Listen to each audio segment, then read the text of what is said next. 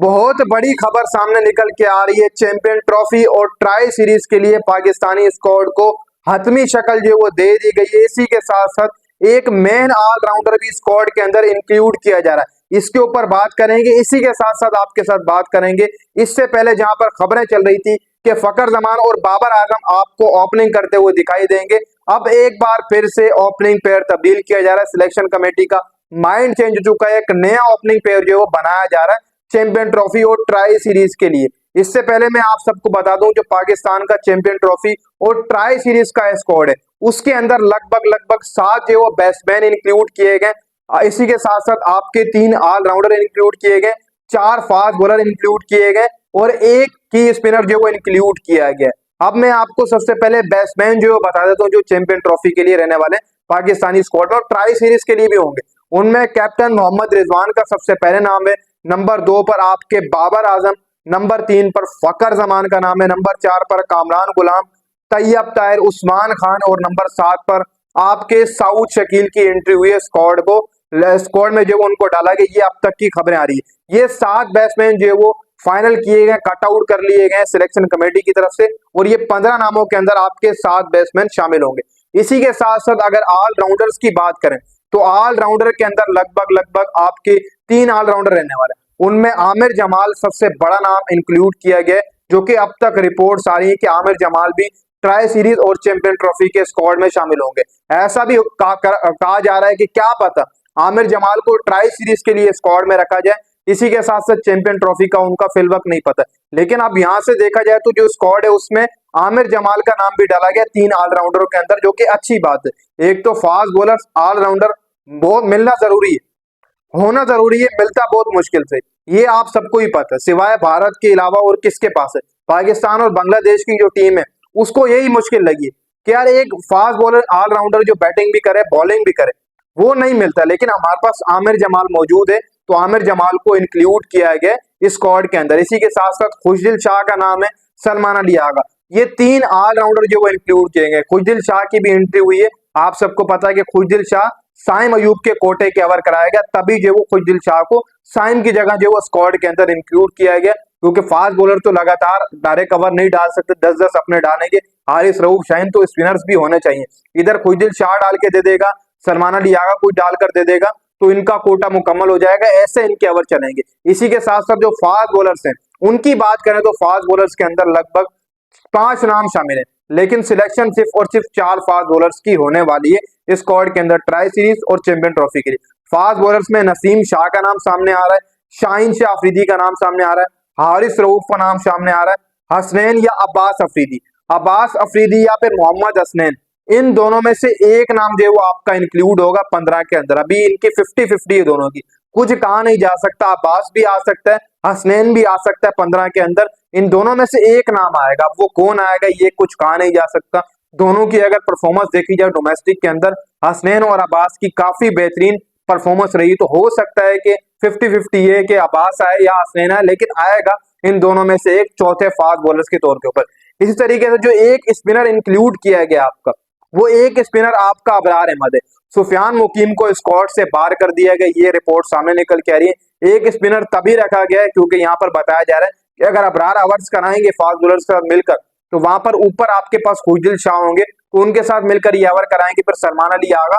तो इस तरीके से इनके ओवर जो वो रहने वाले हैं, कोटा हर बंदा अपना अपना पूरा करेगा क्योंकि फास्ट बॉलर हमारे 3 है, 10-10 अपने अगर वो पूरे करेंगे फिर जाहिर सी बात है मार भी खाएंगे, बीच में कुट तो लग जाती है, आप सबको पता है। फिर पिच साथ नहीं देती तो स्पिनर्स का भी होना ज्यादा जरूरी है। फिर आप 20-30 के बाद स्पिनर भी चलाएं तो अगर बॉल घूम रहा है अच्छा तो स्पिनर्स आपको कवर करके दे देते हैं नहीं। तो तभी ये सोच बनाई गई कि एक स्पिनर इस स्क्वाड में की इंक्लूड किया गया है, वो अबरार अहमद है, यानी कि जो स्पिन कराना जानता है। बाकी ऑलराउंडर में खुशदिल और सलमान अली आगा आपको स्पिन कराते हुए नजर आएंगे।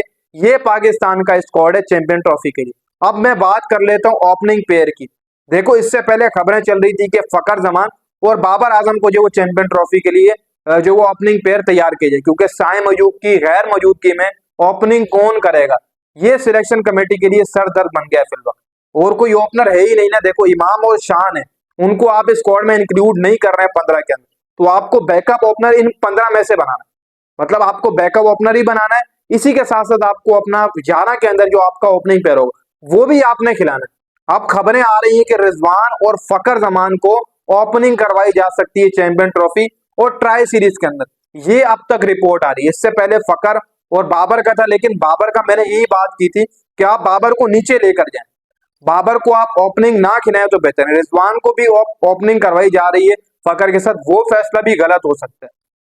देखो आप ऊपर नीचे करके फिर कामरान को आप ले जाएंगे, ऊपर आप ओपनिंग करवाएंगे रिजवान, इसी के साथ साथ फकर से करवाएंगे जो सिलेक्शन कमेटी सोच रही, फिर तीसरे पर बाबर, फिर चौथे पर कामरान, इस तरीके से नीचे दो तीन बैट्समैन जो वो ये खिला देंगे। ये माइंडसेट इनका जो बना हुआ है, खुश दिल खेलेंगे, फिर फास्ट बॉलर जो वो तीन इंक्लूड किए जाएंगे, एक स्पिनर और सलमान अली आगा। ये इनका माइंड बना हुआ है कि ऊपर जो है वो हम ऐसे ओपनिंग भी कर सकते हैं। दूसरा माइंड ये भी है इनका कि बाबर और फकर को कराएं। देखो अभी दो जोड़ियां फिलवक्त जो है वो तैयार हैं, एक तो बाबर और फकर की, दूसरी फकर और रिजवान की, लेकिन 50-50 है इन दोनों में से। देखो अब कौन सी ओपनिंग जोड़ी सेटल आउट की जाती है। अच्छी बात यह है कि आप बैकअप ओपनर भी तैयार करें तो बेटर है।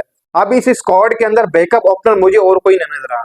बाबर आजम अगर ऊपर आकर खेलेंगे तो रिजवान फिर नीचे चला जाएगा, यही सिर्फ और सिर्फ 11 में ही ऊपर नीचे की जाएगा। लेकिन हर स्क्वाड में हम देखते हैं कि एक बैकअप ओपनर बेंच के ऊपर बैठा होता है, उसको बिठाया होता है। अगर ओपनिंग पेयर फ्लॉप जाता है तो तब्दीली की जाती है, लेकिन हमारे पास कोई चांस नहीं होगा चैंपियन ट्रॉफी में कि बैकअप ओपनर जो वो कौन होगा। और दूसरी तरफ देखा जाए रिजवान और फकर को ओपनिंग करवाए जाने का जो कहा जा रहा है वो बिल्कुल सही सोचा जा रहा है, क्योंकि बाबर आजम भी इस वक्त फॉर्म में नहीं है और शुरू में बॉल घूमेगा, बाबर आजम को ही परेशानी होगी। वनडे लॉन्ग फॉर्मेट है तो बाबर आजम तीसरे पर ही खेले तो बेटर है, फिर कामरान गुलाम आकर खेलना।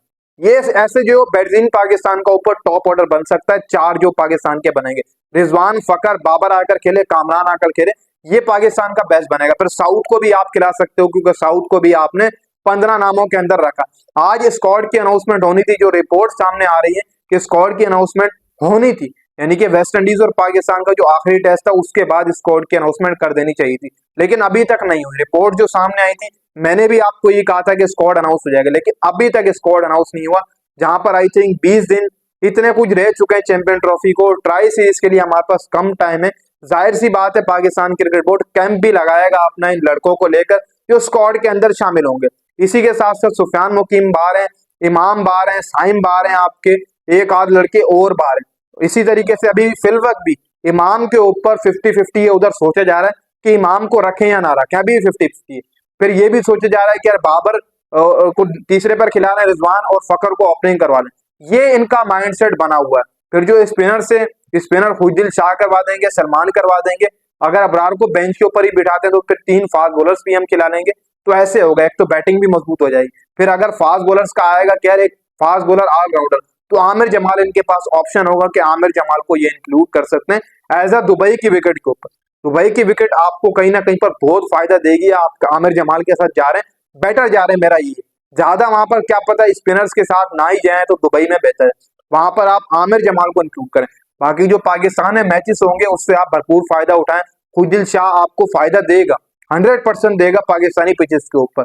आमिर जमाल भी देगा, बहुत देगा, सलमान अली आगा भी है, ये तमाम लड़के पाकिस्तानी पिचेस के ऊपर अच्छा खेल लेते हैं। फिर उस्मान खान भी है, क्या पता कहीं ना कहीं पर जादू चल जाए उस्मान खान का, लेकिन मैं अभी भी यही सोचता हूँ कि उस्मान खान को पार करके आप हसीबुल्ला खान को इंक्लूड कर दें, लेकिन लेफ्टी बहुत ज्यादा बन रहे हैं, तभी उस्मान खान को रखा गया। ये जो वजह रहने वाली, ये 15 नाम है और हो सकता है कि कुछ दिनों के अंदर ये आपको अनाउंस होते हुए दिखाई दे। मेरी प्रेडिक्शन भी यही है कि ये आपको 15 नाम दिखाई देंगे जो मैंने आपके साथ शेयर किए।